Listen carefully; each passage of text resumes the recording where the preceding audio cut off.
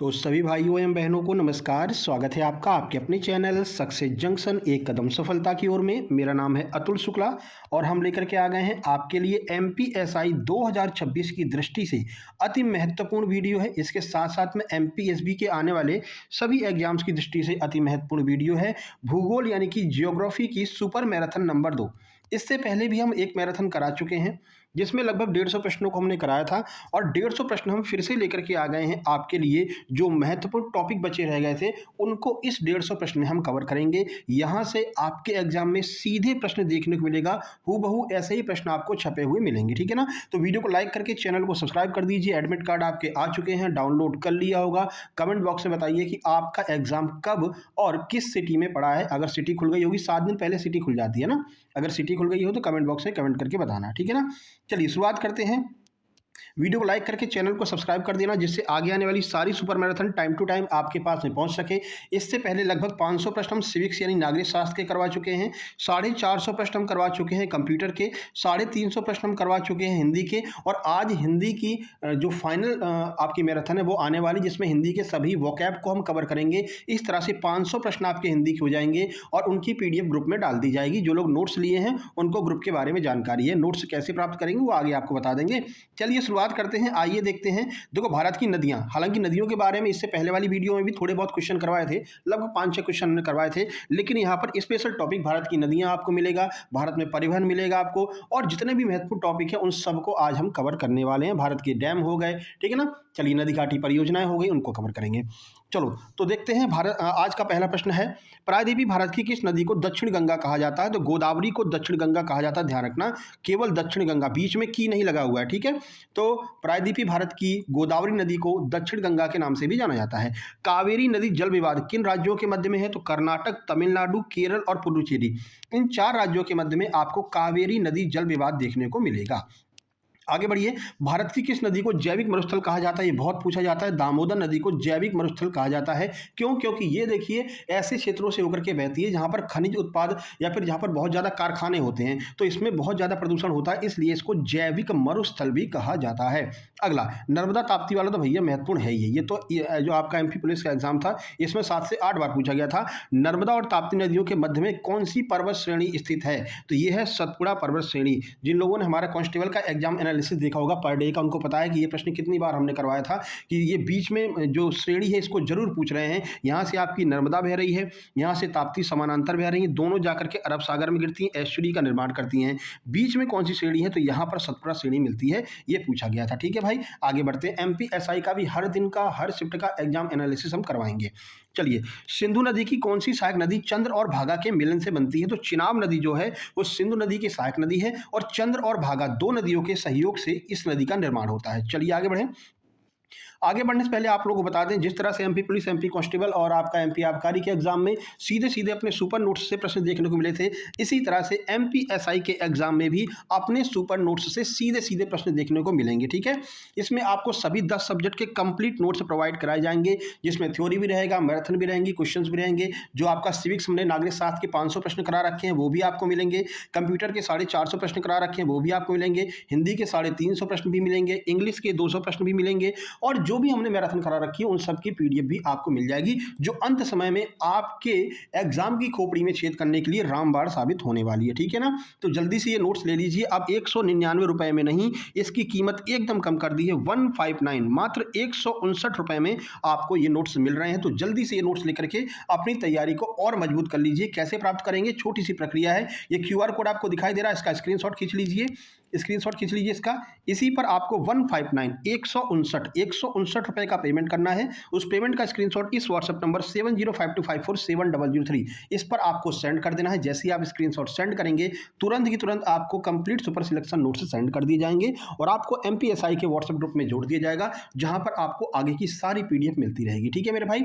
चलिए आगे बढ़ते हैं और देखिए, अभी तक एमपी पुलिस कांस्टेबल के जो लोग हैं ना, सबसे ज़्यादा उन लोगों ने इस नोट्स को लिया है, ठीक है? क्योंकि देखो, आप भी समझते हैं कि भैया अगर आप प्रमोशन के थ्रू एमपीएसआई बनना चाहते हैं, तो आपको मान करके चलिए कि 10 से 12 साल लगने वाले हैं। लेकिन एक बार अगर आप मेहनत कर लेते हैं, मेहनत के द्वारा आप मुश्किल से आपका 2 महीने में जो है आप कांस्टेबल से एमपीएसआई बन जाएँगे, है ना? तो उन लोगों ने बहुत नोट्स लिए हैं एमपी पुलिस कांस्टेबल वालों ने, जो लोग कांस्टेबल में जॉब कर रहे हैं। तो ये आपके पास में मौका है बढ़िया, ठीक है? फॉर्म सब लोगों ने भरा है, कॉम्पिटिशन मात्र 1.5 लाख लोगों ने फॉर्म भरा है। ठीक है, तो कंपटीशन भी अच्छा खासा नहीं देखने को मिलेगा। तो ये आपके ऊपर डिपेंड करता है कि आप कितनी जल्दी सही दिशा में तैयारी कर लेते हैं मेरे भाई, ठीक है? अब लास्ट टाइम यही है कि जितने ज़्यादा आप क्वेश्चन अपने आँखों के सामने से निकाल सकें, है ना? चलो नंबर 6 देखते हैं। ब्रह्मपुत्र नदी तिब्बत में किस नाम से जानी जाती है? तो सांगपो नाम से तिब्बत में ब्रह्मपुत्र नदी को जाना जाता है। अगला, भागीरथी और अलकनंदा संगम कहाँ पर होता है? तो ये देवप्रयाग में होता है। इंपॉर्टेंट है, एमपीपीएससी तो कई बार पूछा है। भारत की कौन सी नदी कर्क रेखा को 2 बार काटती है? तो ये है माही नदी, जो कर्क रेखा को 2 बार काटती है। आगे बढ़ लेते हैं भाई। अगला, शिप्रा नदी किसकी सहायक नदी है? तो ये चंबल की सहायक नदी है शिप्रा नदी, ठीक है? अब आप कमेंट बॉक्स में कमेंट करके बताइए कि शिप्रा नदी पर या ये बता दीजिए कि शिप्रा नदी के किनारे कौन सा फेमस शहर स्थित है? बस इतना बता दीजिए एमपी में। चलो, दूध सागर जलप्रपात किस नदी पर स्थित है? तो ये मांडवी नदी पर है, गोवा में। ये भी महत्वपूर्ण है, गोवा में है मांडवी नदी, जिस पर दूध सागर जलप्रपात स्थित है। आगे बढ़ लेते हैं भैया। अगला, धुआंधार पता है ना धुआंधार कहाँ पर है? तो धुआंधार जलप्रपात अपने जबलपुर में भेड़ाघाट, ये तो बहुत बार पूछा गया है। बेतवा नदी किस नदी में जाकर के मिल जाती है? तो बेतवा यमुना की सहायक नदी है, ये भी आपको ध्यान रखना है। आगे बढ़िए, और ये गंगा बेसिन का हिस्सा है, ध्यान रखना, कई बार लोग कंफ्यूज हो जाते हैं। देखो, बेतवा पर जितनी भी, देखो अभी वो पैसा भेज रहा है। देखो अभी जब हम वीडियो की रिकॉर्डिंग कर रहे हैं, तो जो भी भेजते हैं ना, तो थोड़ा सा आपको इंतजार करना पड़ेगा। वीडियो जैसे ही खत्म होगा, आपको नोट्स भेज दिए जाएंगे। परेशान नहीं होना, अरे सर पैसे भेज दिए, नोट्स नहीं आया, ऐसा वैसा। जैसे ही हम आपका मैसेज सीन करते हैं, तुरंत आपको नोट्स भेज देते हैं ना, तो बिल्कुल भी आपको परेशान नहीं होना है। हाँ, हम बता रहे थे कि ये जो यमुना है, ये ना गंगा बेसिन का हिस्सा होता है। अंत में जो नदी जिस नदी में जाकर के मिलती है, जो बड़ी नदी में जाकर के मिलती है, उसी बेसिन का हिस्सा होती है। तो यमुना कहाँ पर मिलेगी? गंगा में। और बेतवा कहाँ पर मिलेगी? यमुना में। तो अगर आपसे कोई भी बेतवा की परियोजना पूछी जाए और ये पूछा जाए कि किस नदी बेसिन का हिस्सा है, तो भैया ये गंगा नदी बेसिन का हिस्सा होगा। कहीं ये कंफ्यूज मत हो जाना। बहुत लोग गलत करके आए थे इस बार कांस्टेबल में कि भैया पूछा गया था कि भैया मान लीजिए सोन पर कोई परियोजना बता दी, ठीक है, या फिर यहाँ बेतवा पर कोई परियोजना बता दी, फिर पूछ रहे हैं कि किस नदी बेसिन का हिस्सा है, और गंगा अगर ऑप्शन में है तो लोग गलत करके आ रहे हैं। बोले गंगा तो हो ही नहीं सकता, गंगा तो एमपी में बहती नहीं है। भैया आपसे नदी बेसिन पूछ रहे हैं, तो जो जो छोटी छोटी नदियाँ जिस बड़ी नदी में जाकर के मिल जाती हैं, वो उसी का बेसिन बनाती हैं। ये एकदम क्लियर कर लेना, और आगे ध्यान रखना, ये बात बहुत एकदम क्लियर कट ध्यान रखना, क्योंकि बहुत लोग गलत करके आए थे एमपी पुलिस कांस्टेबल में। चलो भाई, पंचनद में शामिल 5 नदियां कौन कौन सी हैं? तो झेलम, चिनाब, रावी, ब्यास और सतलुज, ये 5 नदियां हैं जो पंचनद में शामिल हैं, पंचनद में काउंट की जाती हैं। मानस किस नदी की सहायक नदी है? तो मानस नदी ये ब्रह्मपुत्रा की सहायक नदी है। श्योक नदी किसकी सहायक नदी है? तो ये सिंधु की सहायक नदी है श्योक, ये अभी पूछा गया था कांस्टेबल एग्जाम में। आगे, हंगरी किसकी सहायक नदी है? तो ये तुंगभद्रा की सहायक नदी है हंगरी। अब कंफ्यूज मत हो जाना, हंगरी तो यहाँ पर है ही नहीं, हंगरी की राजधानी तो बुडापेस्ट है ना? तो ध्यान रखना, वो अलग है और ये अलग है। ये हंगरी सहायक नदी है किसकी? तुंगभद्रा की। चलिए 16 नंबर, अमरकंटक से किन 2 मुख्य नदियों का उद्गम होता है जो विपरीत दिशाओं में बहती हैं? ये मान करके चलिए एमपीएसबी एपटक का बहुत ही ज़्यादा फेवरेट प्रश्न है। इसको मतलब ये मान के चलिए कि 2 से 3 शिफ्ट के बाद में पूछ ही लेते हैं। अभी एमपी कांस्टेबल में पूछा था, आबकारी में पूछा था, तो ध्यान रखना, इसको थोड़ा सा हम और क्लियर कर देते हैं। ये है अमरकंटक पर्वत, ठीक है, यहाँ से निकली कौन? नर्मदा, और ये इस तरफ बह रही है पूर्व से पश्चिम की ओर। यहीं से थोड़ी दूर से निकलती है सोन, और ये इधर बहती है पश्चिम से पूर्व की ओर। ये जाकर के गंगा में मिल जाएगी, गंगा जाकर के बंगाल की खाड़ी में मिल जाएगी। ये आपको ध्यान रखना, पटना बिहार में ये गंगा में जाकर के मिल जाती है। ये बात हो गई सोन की, ठीक है। चलिए अब देखो, यहाँ से जो नर्मदा निकली हुई है, ये इस तरह से पूर्व से पश्चिम की ओर बहती हुई यहाँ पर जाकर के गुजरात वजरात से होते हुए जाकर के अरब सागर में गिर जाती है। अरब सागर को हम खंबात की खाड़ी भी कहते हैं, ध्यान रखना। और ये एस्चुरी का निर्माण करती है। एक और नदी यहाँ पर ये मुल्ताई से निकलती है, मुल्ताई से निकल करके ताप्ती नदी इसी के समानांतर बहती हुई ये भी जाकर के अरब सागर मिल जाती है। ध्यान रखना, नर्मदा रिफ्ट वैली में बहती है, जिसको हम भ्रंश घाटी कहते हैं। रिफ्ट वैली का मतलब है कि इसके बगल बगल में बहुत बड़ी बड़ी पहाड़ियाँ होती हैं, उन पहाड़ियों के बीच में से काटते हुए बहती है, ठीक है। धुआंधार जलप्रपात भेड़ाघाट जबलपुर में, ये बहुत बार पूछा गया है। वहाँ पर इतनी तेजी से नर्मदा का जल गिरता है कि वहाँ पर धुएं की आकृति बन जाती है, इसलिए इसको धुआंधार जलप्रपात कहते हैं। ये सारी चीज़ें आपको अपने दिमाग में एकदम फीड कर लेनी है मेरे भाई, ठीक है। और कौन सा बांध यहाँ पर सोन नदी पर स्थित है? तो बाण सागर जो बांध है वो देवलोंद में सोन नदी पर स्थित है, ये भी आपको ध्यान रखना है। ट्रिक भी हमने आपको बताई है, सोने का बाण, सोने का बाण ऐसे याद रखेंगे तो बाण से बाण सागर हो जाएगा और सोने से सोन नदी हो जाएगी, ठीक है। एक जुड़म हो गया पूरा। चलो आपको समझ में आना चाहिए बस। बाकी पीडीएफ में ये आपको एकदम क्लियर मिलेगा, है ना। चलो भैया, विजयनगर साम्राज्य की राजधानी हम्पी किस नदी के तट पर स्थित है, ये भी अभी पूछा गया है। तो ये तुंगभद्रा नदी के तट पर विजयनगर साम्राज्य की राजधानी स्थित है। चलिए आगे बढ़ते हैं। साबरमती नदी का उद्गम किस पर्वत श्रृंखला से होता है, तो ये अरावली पर्वत श्रृंखला से होता है। लूनी नदी कहाँ पर जाकर के विलुप्त हो जाती है, लूनी नदी भी पूछा गया था, राजस्थान वाली। ये कच्छ के रण में जाकर के विलुप्त हो जाती है, भारत से निकलती है, भारत में ही विलुप्त हो जाती है, इसलिए ये बहुत पूछी जाती है। भारत का सबसे बड़ा नदी द्वीप माजुली ये किस पर है, तो ये ब्रह्मपुत्र पर है। ये कल हमने आपसे प्रश्न पूछा था कि ब्रह्मपुत्र का पुत्र किसे कहते हैं, माजुली द्वीप को कहते हैं। ये भी बहुत बार पूछा जाता है, फेवरेट प्रश्नों में से है, ध्यान रखना। ब्रह्मपुत्र पर स्थित है ना। चलिए, पूरे भारत का नहीं पूरे विश्व का सबसे बड़ा नदी द्वीप है। अगला 21 नंबर, कृष्णा नदी का उद्गम स्थल कहाँ पर है, तो ये महाबलेश्वर की पहाड़ी से कृष्णा नदी का उद्गम स्थल है। प्रायद्वीपीय भारत की दूसरी सबसे लंबी नदी कौन सी है, तो प्रायद्वीपीय भारत का मतलब समझते हैं ना, ये जो नीचे वाला भारत होता है, ये साउथ वाला जो पूरा भारत होता है, इसको हम कहते हैं प्रायद्वीपीय भारत, ठीक है। तो प्रायद्वीपीय भारत की दूसरी सबसे लंबी नदी कौन सी है, तो ये है कृष्णा नदी। कावेरी नदी का उद्गम कहाँ से होता है, तो ब्रह्मगिरी पहाड़ी कर्नाटक से कावेरी नदी का उद्गम होता है। आगे बढ़िए, केरल की सबसे लंबी नदी कौन सी है, तो पेरियार नदी केरल की सबसे लंबी नदी है और भरत पूजा के बाद में दूसरी सबसे महत्वपूर्ण नदी है। सबसे महत्वपूर्ण नदी अगर बात करते हैं केरल की तो है भरत पूजा, उसके बाद में दूसरी सबसे महत्वपूर्ण नदी है पेरियार। और पेरियार डैम भी कहाँ पर है, तो ये भी केरल में स्थित है, ध्यान रखना। आगे बढ़िए, हुगली नदी किसकी वितरिका है, यानी कि हुगली नदी जो है वो किसकी बेसिन का हिस्सा है, तो ध्यान रखना हुगली किसका बेसिन है, गंगा का है, ठीक है। तो ऐसे पूछ लेते हैं, हुगली किस बेसिन का हिस्सा है, पूछ लिया भैया बेतवा किस बेसिन का हिस्सा है, अब ऑप्शन दिया गंगा। आप कहो अरे गंगा तो हो ही नहीं सकता भैया, गंगा तो एमपी में बहती नहीं है भैया, आपसे बेसिन पूछा जा रहा है, ठीक है। बेसिन मतलब छोटी छोटी नदियां कहाँ पर जाकर के बड़ी नदी मिल रही हैं, तो उसी बेसिन का हिस्सा हो जाएगी। जैसे कि यमुना हो गया, गंगा हो गया, वो आपका सोन नदी हो गई, बेतवा हो गई, ये सब किसकी बेसिन का हिस्सा है, गंगा बेसिन का हिस्सा है। चलिए भैया आगे बढ़िए, अब भारत की झीलों के बारे में बात कर लेते हैं। चलिए देखिए भारत की महत्वपूर्ण झीलें। तो देखो भारत की सबसे बड़ी मीठे पानी की झील कौन सी है, तो ये है वुलर झील जो कि जम्मू कश्मीर में है। लोकटक झील जो तैरते हुए द्वीपों के लिए प्रसिद्ध है, ये कहाँ पर है, तो मणिपुर में है। इसकी हमने ट्रिक भी आपको बताई थी, ठीक है, कि आपकी अंगूठी में एक मणि लगी हुई है, ये मणि गिर गई तो टक की आवाज़ आएगी। तो ऐसे ध्यान रखेंगे कि लोकटक झील कहाँ पर है, मणिपुर में है, ठीक है ना। ऐसे आपको ध्यान रखना है। तैरता हुआ यहाँ पर एक राष्ट्रीय उद्यान भी है जो है कैबुल लामजाओ राष्ट्रीय उद्यान, ये भी आपको ध्यान रखना है। डांसिंग डियर यानी कि नृत्य करने वाले डियर जो हैं, जो हिरन है वो भी यहीं पर मिलते हैं। वो डियर क्या करते हैं, वो उछलते हुए चलते हैं, ऐसे चलते हैं हमेशा, ठीक है ना। इस वजह से इनको डांसिंग डियर कहा जाता है। चलो भैया, लोनार झील जिसे क्रेटर झील माना जाता है किस राज्य में है, तो ये महाराष्ट्र में है लोनार झील। आगे बढ़िए, भारत की सबसे बड़ी लैगून झील कौन सी है, तो चिल्का झील जो कि उड़ीसा में है, भारत की सबसे बड़ी लैगून झील है। यहीं पर ध्यान रखना ओलिव रिडले कछुए, ये बहुत पूछा जाता है, लोग इसको ध्यान नहीं देते हैं। ओलिव रिडले कछुए ये कहाँ पर पाए जाते हैं, तो ध्यान रखना ये इसी चिल्का झील में पाए जाते हैं, ओलिव रिडले कछुए उड़ीसा में, है ना। चलिए आगे बढ़ते हैं। अब देखो पीडीएफ तो आप लोग पढ़ लोगे, लेकिन ये जो एक्स्ट्रा चीज़ है ये कहाँ से मिलेगी, इसके लिए तो वीडियो देखना पड़ेगा ना भैया, ठीक है। चलो, ये व्हाट्सअप नंबर है, ध्यान रखना, इसको सेव कर लीजिए। जैसे ही आप एग्जाम सेंटर से बाहर निकलें, जितने प्रश्न आपको याद रहें, आपको इसी व्हाट्सअप नंबर पर 1 घंटे के अंदर अंदर सेंड कर देना है, जिससे कि बढ़िया से एग्जाम एनालिसिस हो सके मेरे भाई, ठीक है। आप दूसरों की मदद करेंगे, दूसरे आपकी मदद करेंगे, इसी तरह से ये क्रम चलता रहता है मेरे भाई। चलो अगला, अब ये मत सोचना कि हम क्वेश्चन नहीं बताएंगे, भाई तुम नहीं बताओगे तो कोई और बताएगा, लेकिन बता दोगे तो बहुत अच्छी बात है, दूसरों की हेल्प हो जाएगी, क्या दिक्कत है ना। चलो, वेम्बनाड झील जो भारत की सबसे लंबी झील है, ये कहाँ पर स्थित है, तो ये केरल में स्थित है, ध्यान रखना। पुलिकट झील किन दो राज्यों के बीच की सीमा पर स्थित है, तो ये आंध्र प्रदेश और तमिलनाडु की सीमा पर स्थित है पुलिकट झील। आगे बढ़िए, हुसैन सागर झील कहाँ पर स्थित है, तो ये हैदराबाद तेलंगाना में। चोलामू झील जो भारत की सबसे ऊंची झील है, ये कहाँ पर है, तो ये सिक्किम में स्थित है। सांभर झील किस राज्य में स्थित है, तो सांभर झील राजस्थान में है। अष्टमुडी झील ये किस राज्य में है, ये केरल में है। पूछ लेते हैं भैया कि बताओ ये झील कौन से राज्य में है, अष्टमुडी कहाँ पर है, सांभर झील कहाँ पर है। सांभर वाला तो कई बार पूछा, आपने सुना भी होगा ना। चलो भाई, डल झील किस शहर में स्थित है, तो ये श्रीनगर में स्थित है डल झील। और यहाँ पर शिकारा जो होता है, जो यहाँ पर तैरने वाली नावें होती हैं, उनको इस तरह से बनाया जाता है, ऊपर ऐसे छतरी वगैरह लगी रहती है सजा करके, तो इसको हम क्या कहते हैं, इसको शिकारा कहते हैं, ठीक है, ध्यान रखना। चलो, ये एक बार पूछ लिया था, पटवारी में शायद पूछा था कि डल झील में चलने वाली नावों को क्या कहते हैं, सिंपल नाव कहते हैं या फिर कुछ भी दे दिया था, तो ध्यान रखना डल झील में बहने वाली नाव को, डल झील में चलने वाली नाव को शिकारा कहते हैं।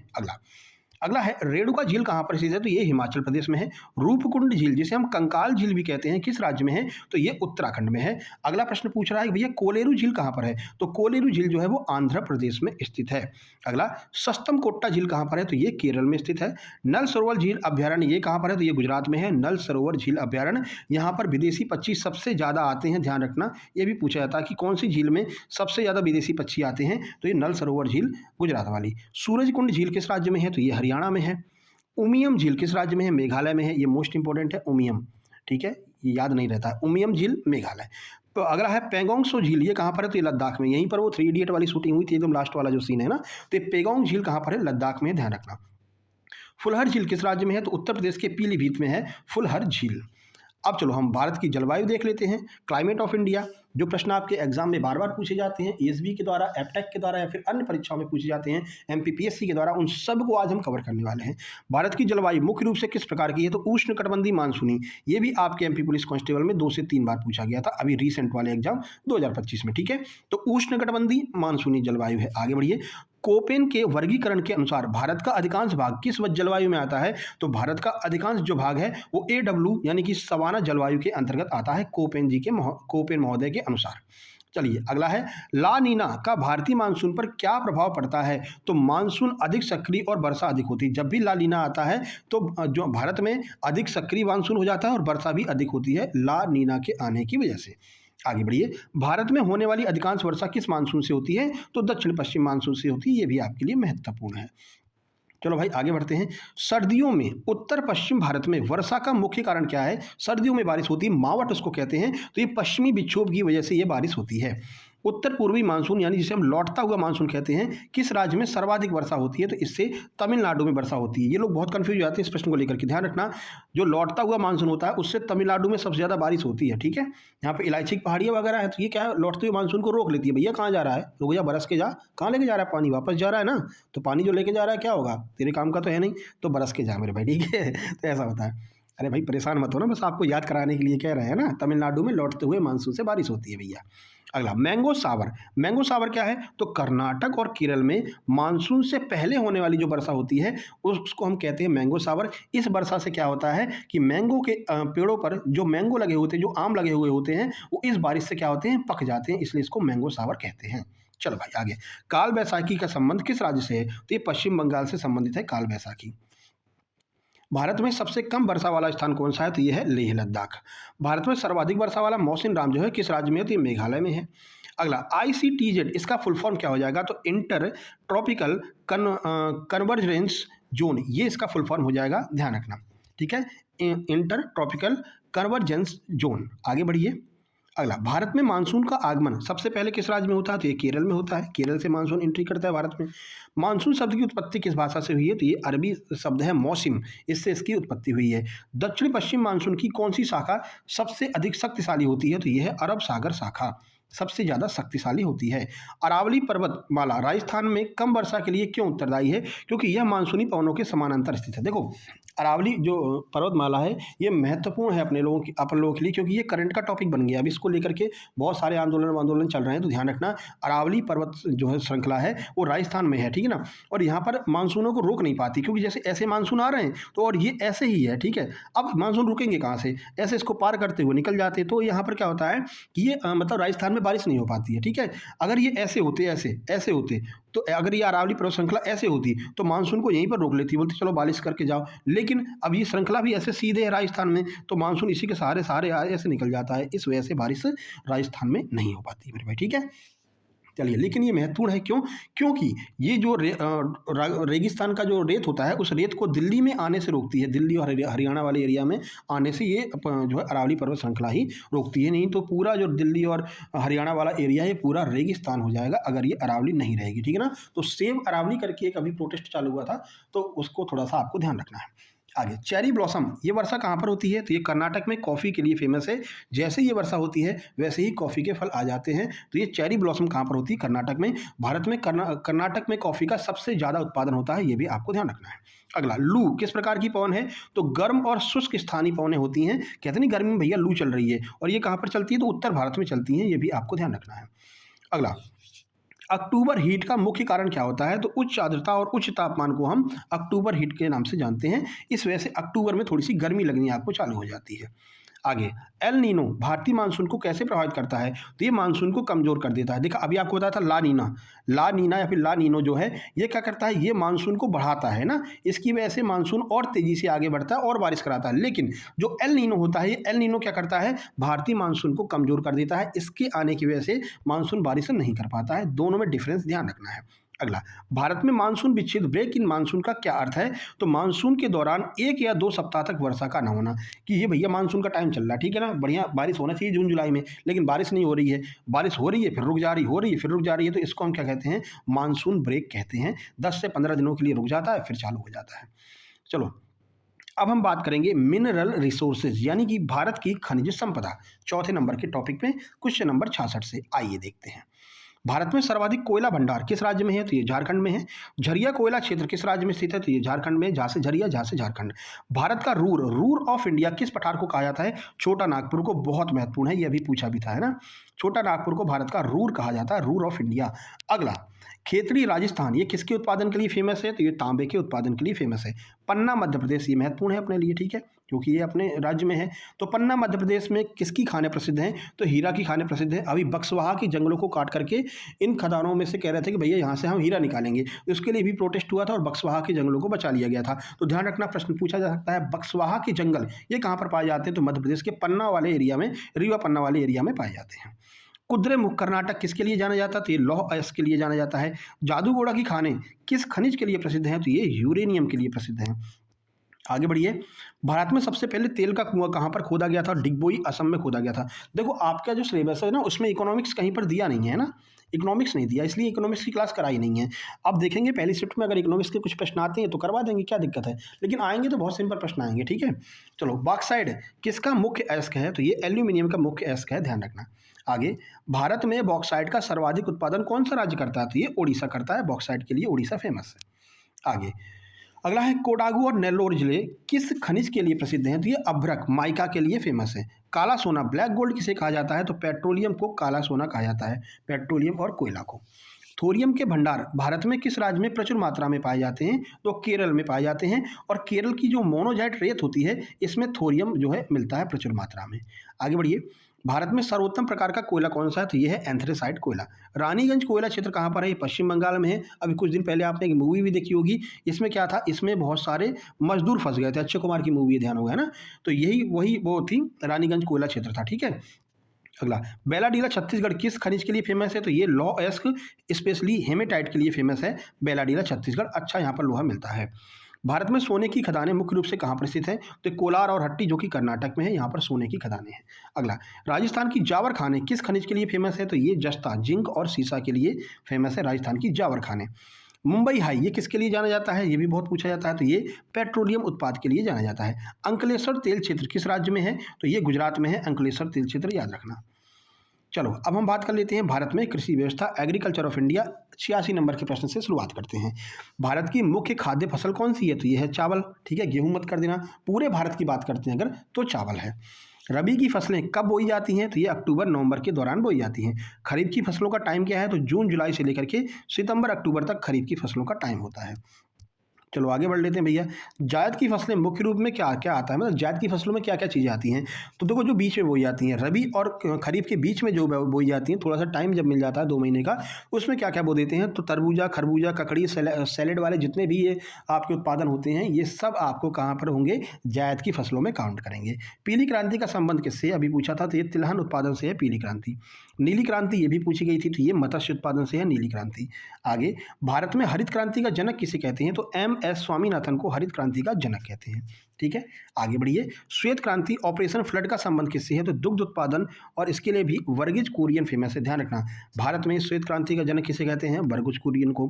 भारत में हरित क्रांति का जनक किसे कहते हैं? एम.एस. स्वामीनाथन को। दोनों में डिफरेंस आपको ध्यान रखना है। ऑपरेशन फ्लड किससे संबंधित है? दुग्ध उत्पादन से। चलिए आगे बढ़िए। चाय का सर्वाधिक उत्पादन किस राज्य में होता है? तो ये असम में होता है। कॉफी उत्पादन में भारत का अग्रणी राज्य कौन सा है? तो ये है कर्नाटक। भारत का मसालों का बगीचा किसे कहते हैं? तो केरल में सर्वाधिक मसाले पाए जाते हैं, इसीलिए जो है यूरोपीय लोग यहाँ पर आए थे मसालों के लिए ही। झूम कृषि मुख्य रूप से कहाँ पर की जाती है? तो उत्तर पूर्वी भारत में की जाती है। झूम कृषि जानते हैं ना, जंगलों को काट करके वहाँ पर कृषि करना। केसर का सर्वाधिक उत्पादन किस राज्य या फिर यूटी में होता है? तो ये जम्मू कश्मीर में होता है। गन्ने का सर्वाधिक उत्पादन किस राज्य में होता है? तो ये होता है उत्तर प्रदेश में, गन्ने का सर्वाधिक उत्पादन। इसी तरह से अपना शतक लगता हुआ 100 नंबर का प्रश्न है, कपास के लिए सबसे उपयुक्त मिट्टी कौन सी है? तो काली या फिर रेगुर मिट्टी ये कपास के लिए सबसे उपजाऊ है, ठीक है। अपना जो मध्य प्रदेश का मालवा वाला जो एरिया है, वहाँ पर काली मिट्टी पाई जाती है, कपास उत्पादन के लिए वो भी फेमस है। चलिए आगे बढ़ते हैं। सुनहरा रेशा गोल्डन फाइबर किसे कहते हैं, तो ये है जूट। ठीक है, पश्चिम बंगाल जूट उत्पादन में नंबर 1 पर है। देखो आ ही गया, अगला प्रश्न ही आ गया। जूट का सर्वाधिक उत्पादन कहाँ पर होता है, पश्चिम बंगाल में। पूरे विश्व की बात करते हैं तो पूरे विश्व में बांग्लादेश नंबर 1 पर है। आगे, विश्व में दालों का सबसे बड़ा उत्पादक और उपभोक्ता देश कौन सा है, तो ये भैया अपना भारत ही है। ठीक है, अपन सबसे ज़्यादा दाल को उत्पादन भी करते हैं और खाते भी हैं। ठीक है ना। मक्का के उत्पादन में भारत का अग्रणी राज्य कौन सा है, तो ये है कर्नाटक। और वो पिज्जा विज्जा बनता है तो मक्का उसमें यूज होता है। ठीक है ना, तो कर्नाटक में। रबड़ का सर्वाधिक उत्पादन कौन करेगा, केरल करेगा। भारत में प्रथम कृषि विश्वविद्यालय की स्थापना कहाँ पर हुई थी, तो ये ध्यान रखना, पंतनगर में 1960 में भारत में पहली बार। ये बहुत पूछा जाता है पंतनगर वाला, है ना, इसको इंपॉर्टेंट लगा लेना। चलो, राष्ट्रीय डेयरी अनुसंधान, ये करनाल हरियाणा में है, ये भी बहुत पूछा जाता है। केंद्रीय शुष्क क्षेत्र अनुसंधान संस्थान यानी कि CAZRI, ये कहाँ पर है, तो ये जोधपुर में है। सिल्वी कल्चर का संबंध किससे है, तो वन संवर्धन से सिल्वी कल्चर का संबंध है। अब आप कमेंट बॉक्स में कमेंट करके बताएंगे भैया पिसी कल्चर का संबंध किससे है। जल्दी से कमेंट बॉक्स में कमेंट कीजिए, पिसी कल्चर किससे संबंधित है। चलो कमेंट करो तभी आगे बढ़ेंगे। कर दिया, अब कमेंट कर दिया तो लाइक करने में कहाँ पीछे हो रहे हो, लाइक भी कर दो। यहाँ पर लाइक का बटन दिख रहा होगा कोने में, है ना। यहाँ पर सब्सक्राइब का बटन होगा रेड कलर का, उसको दबा करके सब्सक्राइब भी कर लो। और यहाँ पर शेयर का इस तरह से बना होगा, उसको शेयर भी कर दो। लिंक को उठा करके कॉपी करो, शेयर कर दो हर जगह, सारे टेलीग्राम चैनल पर, सभी व्हाट्सएप पर। ठीक है, चलो आगे बढ़ते हैं। अगला है पोमोलॉजी। पोमोलॉजी किसका अध्ययन किया जाता है, तो पोमोलॉजी में फलों का अध्ययन किया जाता है। ये भी अभी पूछा गया था MP पुलिस में। चलो भाई आगे बढ़ लेते हैं। अब हम करेंगे भारत के बांध एवं परियोजनाएं। चलो, डैम्स एंड प्रोजेक्ट्स। भारत का सबसे ऊंचा बांध कौन सा है, तो यह टिहरी बांध जो कि भागीरथी नदी पर है, ध्यान रखना। भारत का सबसे लंबा बांध कौन सा है, ये बहुत पूछा गया था, तो हीराकुंड बांध जो महानदी पर, ये दोनों बांध आपके पूछे गए थे, बहुत बार पूछे गए अभी MP पुलिस में। ठीक है, तो सबसे लंबा बांध कौन सा है, तो यह है हीराकुंड बांध महानदी। आगे, भाखड़ा नागल बांध परियोजना। भाखड़ा नागल परियोजना ये किस नदी पर है, तो ये सतलुज नदी पर है और इसी पर भाखड़ा नागल बांध भी स्थित है। सरदार सरोवर डैम किस नदी पर बना हुआ है, तो ये नर्मदा पर बना हुआ है, ये भी पूछा गया था। नागार्जुन सागर बांध किस नदी पर स्थित है, तो ये कृष्णा नदी पर स्थित है। आगे बढ़िए। टिहरी बांध किन दो नदियों के संगम पर स्थित है, ये भी पूछा गया था, भागीरथी और भिलांगना, इनके संगम पर टिहरी डैम स्थित है। भारत की पहली बहुउद्देशीय नदी घाटी परियोजना कौन सी है, तो पहली है इसलिए अपने लिए महत्वपूर्ण है, दामोदर नदी घाटी परियोजना, DVC के नाम से इसको जानते हैं। गांधी सागर और राणा प्रताप सागर बांध ये किस नदी पर है, तो ये चंबल पर है, ये भी आपके लिए महत्वपूर्ण है। आगे बढ़िए। इडुक्की बांध, इडुक्की बांध जो है वो किस नदी पर स्थित है, तो इडुक्की बांध पेरियार में है, कि पेरियार नदी पर केरल में है ना। अलमाटी बांध किस नदी पर बना हुआ है, तो ये कृष्णा नदी पर बना हुआ है, कर्नाटक में। माता टीला बांध किस पर है, तो बेतवा पर है, ध्यान रखना, अपने MP का है, ललितपुर में बना हुआ है। अगला, फरक्का बैराज परियोजना का मुख्य उद्देश्य क्या है, तो ये हुगली नदी पर जल प्रवाह को बनाए रखना, मतलब MP UP के बॉर्डर पर बना भैया है, ललितपुर में क्या दिक्कत है, बेतवा पर है ना, माता टीला। अगला, उकाई परियोजना किस नदी पर स्थित है, तो ये ताप्ती गुजरात में। पोंग बांध किस नदी पर बना गया है, तो ये ब्यास नदी पर बना है पोंग बांध, ये भी पूछा गया है, MP PSC का तो फेवरेट है। थीन बांध जिसे हम रणजीत सागर बांध भी कहते हैं किस नदी पर है, तो रावी नदी पर है। आज से MP PSC प्री के ऑनलाइन चालू हो गया ना, MP PSC प्री वाले, तो भैया ऑनलाइन कर दो, क्या दिक्कत है। लेकिन इस बार नेगेटिव मार्किंग है, श्योर होना तभी लगाना, ठीक है ना। MP PSC प्री में नेगेटिव मार्किंग कर दी गई है भैया, अच्छे से सुन लो, इसीलिए कह रहे हैं MPSI में ही मौका मार लो, ठीक है ना, कम से कम नेगेटिव मार्किंग तो नहीं है। ठीक है, PSC में तो नेगेटिव कर दिया भैया। चलो अगला, तीन बांध रणजीत सागर रावी पर। बगलीहारी परियोजना किस नदी पर है, तो ये चिनाब पर है। जायकवाड़ी परियोजना किस नदी पर है, ये गोदावरी महाराष्ट्र में है। अगला, तुलबुल परियोजना किस नदी पर है, तो ये झेलम पर है। दुलहस्ती पावर स्टेशन किस नदी पर है, ये चिनाब नदी पर बना हुआ है। रिहंद बांध किस नदी पर है, तो उत्तर प्रदेश में ये रिहंद बांध बना हुआ है, ध्यान रखना, कहाँ पर है, उत्तर प्रदेश में रिहंद नदी पर बना है, सोनभद्र में। आगे बढ़ते हैं। अब हम बात कर लेंगे भारत की परिवहन व्यवस्था, ट्रांसपोर्ट सिस्टम इन इंडिया। शुरुआत करें, आइए देखते हैं 131 नंबर के प्रश्न से। भारत का सबसे लंबा राष्ट्रीय राजमार्ग कौन सा, नेशनल हाईवे कौन सा है, तो NH44 श्रीनगर से कन्याकुमारी सबसे लंबा है। अगला, स्वर्ण चतुर्भुज यानी कि जो आपकी स्वर्ण चतुर्भुज परियोजना है वो किन 4 मुख्य महानगरों को जोड़ती है, बहुत पूछा जाता है। ठीक है, तो इस तरह से स्वर्ण चतुर्भुज बना हुआ है, जो दिल्ली, इधर जाएंगे दिल्ली, मुंबई, चेन्नई, कोलकाता, इन चारों को जोड़ने का काम करता है कौन, स्वर्ण चतुर्भुज परियोजना। ये आपके ऑप्शन में इस तरह से देंगे, भैया इनमें से कौन सा स्वर्ण चतुर्भुज के अंतर्गत नहीं आता है। 3 नाम इनको दे देंगे, एक दे देंगे भोपाल। ठीक है, तो इस तरह से आपसे प्रश्न बना करके दे सकते हैं। आगे बढ़िए। तो जो 4 बड़े महानगर हैं, दिल्ली, मुंबई, चेन्नई, कोलकाता। भारत में प्रथम रेलवे लाइन कब और किन स्टेशनों के बीच में बिछाई गई थी, तो 1853 में बिछाई थी, मुंबई से ठाणे के बीच में। अगला, उत्तर दक्षिण गलियारा यानी कि नॉर्थ साउथ जो कॉरिडोर है वो किन 2 शहरों को जोड़ता है, तो श्रीनगर से कन्याकुमारी को जोड़ता है उत्तर दक्षिण गलियारा, इस तरह से आता है श्रीनगर से कन्याकुमारी तक। NH-44 के माध्यम से। भारत का सबसे बड़ा बंदरगाह पोर्ट कौन सा है? तो सबसे बड़ा जवाहरलाल नेहरू पोर्ट, जो कि जिसे हम नावा सेवा भी कहते हैं, और ये कहाँ पर है? महाराष्ट्र में है। आगे बढ़िए। कोंकण रेलवे स्टेशन मतलब कोंकण रेलवे किन राज्यों से होकर के गुजरती है? तो कोंकण कहाँ पर है? महाराष्ट्र, गोवा, कर्नाटक, 3 राज्यों को मिला करके हम क्या कहते हैं? कोंकण क्षेत्र कहते हैं। इसी को कोंकण रेलवे भी कहते हैं। अगला, राष्ट्रीय जलमार्ग नंबर 1 NW1 किन 2 स्थानों के बीच में है? तो प्रयागराज से हल्दिया, ये बहुत पूछा जाता है। प्रयागराज से हल्दिया सबसे लंबा राष्ट्रीय जलमार्ग है। ठीक है, NH1 गंगा नदी पर स्थित है, प्रयागराज से हल्दिया तक। भारत में सड़क घनत्व यानी कि रोड डेंसिटी सबसे अधिक किस राज्य में है? तो ये है केरल में। केरल में सबसे अधिक रोड डेंसिटी है घनत्व की, अगर हम बात करते हैं एरिया के हिसाब से। अगला, देश का पहला कॉरपोरेट बंदरगाह कौन सा? तो यह एन्नोर बंदरगाह, ठीक है, जो कि तमिलनाडु में है। इसे हम कामराजार बंदरगाह भी कहते हैं। अगला, विवेक एक्सप्रेस जो भारत की सबसे लंबी दूरी तय करने वाली ट्रेन है, कहाँ से कहाँ तक चलती है? तो डिब्रूगढ़ असम से कन्याकुमारी तक चलती है विवेक एक्सप्रेस। अगला, भारत के किस राज्य में रेलवे लाइन का घनत्व सबसे अधिक है? तो पंजाब में सबसे अधिक रेलवे लाइन है घनत्व के हिसाब से। अगला, सागरमाला परियोजना का मुख्य उद्देश्य क्या है? बंदरगाहों का आधुनिकीकरण और तटीय विकास, ये सागरमाला परियोजना का उद्देश्य। भारत का सबसे गहरा और लैंड लॉक यानी कि भूमिबद्ध सुरक्षित बंदरगाह कौन सा? तो यह है विशाखापट्टनम, सबसे गहरा भी है, चारों तरफ से जमीन से घिरा हुआ है।